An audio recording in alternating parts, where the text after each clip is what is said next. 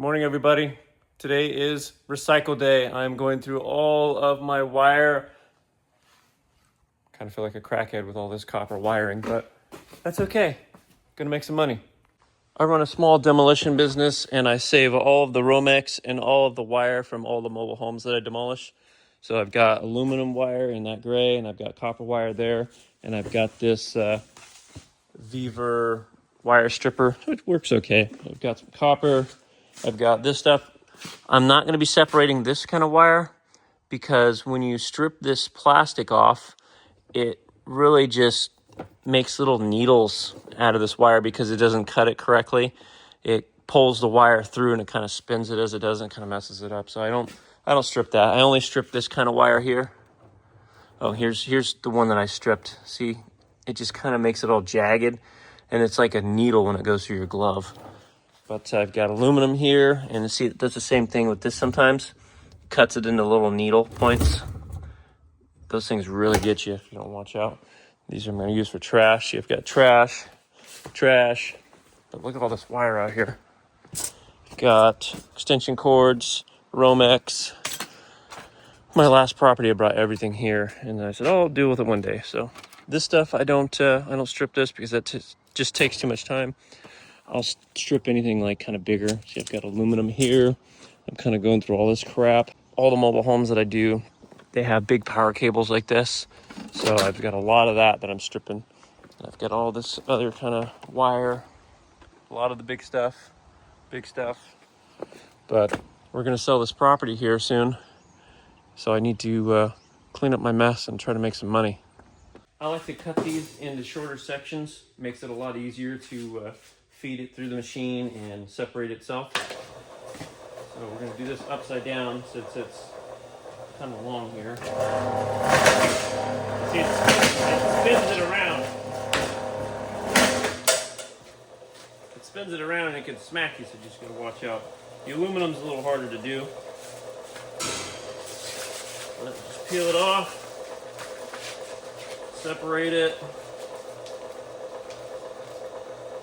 Take the aluminum wire itself out. See? Super sharp. Right through my glove. Be careful. Squeeze it. Put it in the separated bucket. I'll deal with these after.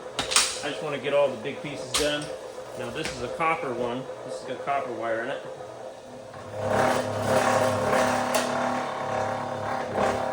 Sometimes you gotta help it. And the same thing, just peel it back. It's more of a wire peeler, not really a stripper. And then we'll run these through it. After we get everything kind of organized, we'll do these separate. So this paper has an actual pure copper wire in it. We'll just separate that. I don't know where else. I'll throw it there. And then we'll do these after. If you take the bends out of the wire, it goes through the machine a little bit easier.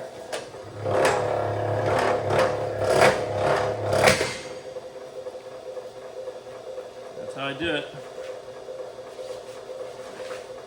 Let's do one of these copper lines here. We'll go through one of the smaller holes that it has. I usually go through twice just to get better cut. That's one. We'll go through, we'll flip the wire upside down. Sometimes I'll even go through it a third time.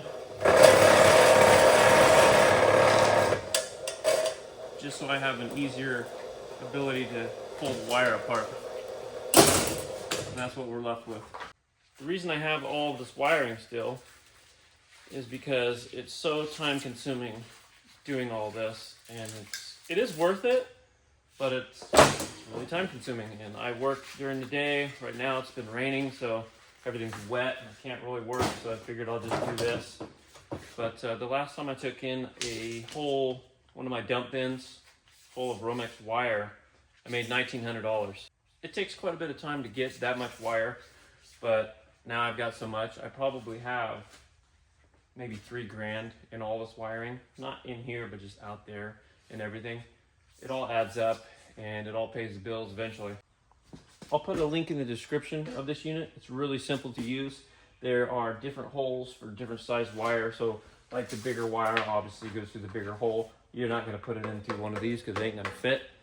But you know, certain ones like this is really small. This can go through the smaller wire. The only problem is if you go through the smaller hole, it's got a lower blade, so it's going to cut really deep through this. So you want to go through like the bigger sized one here, like this one here.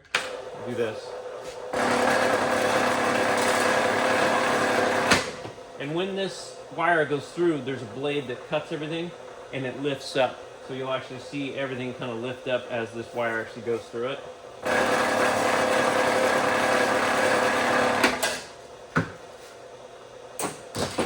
And that's to help cut the wire a little better.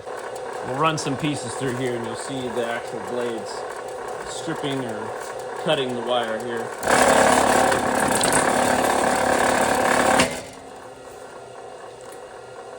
Pretty simple.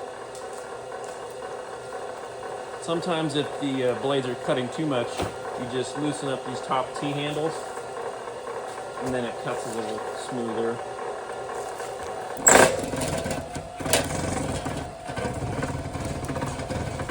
See right there, I went through one that was a little tighter and it cut pretty deep into this, so I try not to do that because it cuts these in little shards and then they're really sharp. Let's do aluminum wire. See what it looks like here.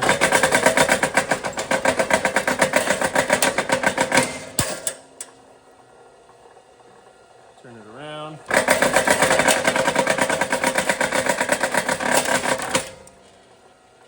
It works pretty good for what this machine is.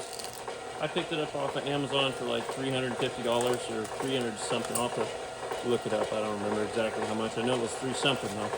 Definitely worth the investment. There's a bunch of different ones out there, but this one works pretty good. Eventually I'm going to buy a wire granulator, and that cuts all the wire into little pieces and separates everything. I don't think it works for aluminum, but I know it works for copper at least. I hope this video helped anybody that wants to get into wire stripping or recycling of wire. This machine works pretty well. It's not the best, but for the price, it does its job.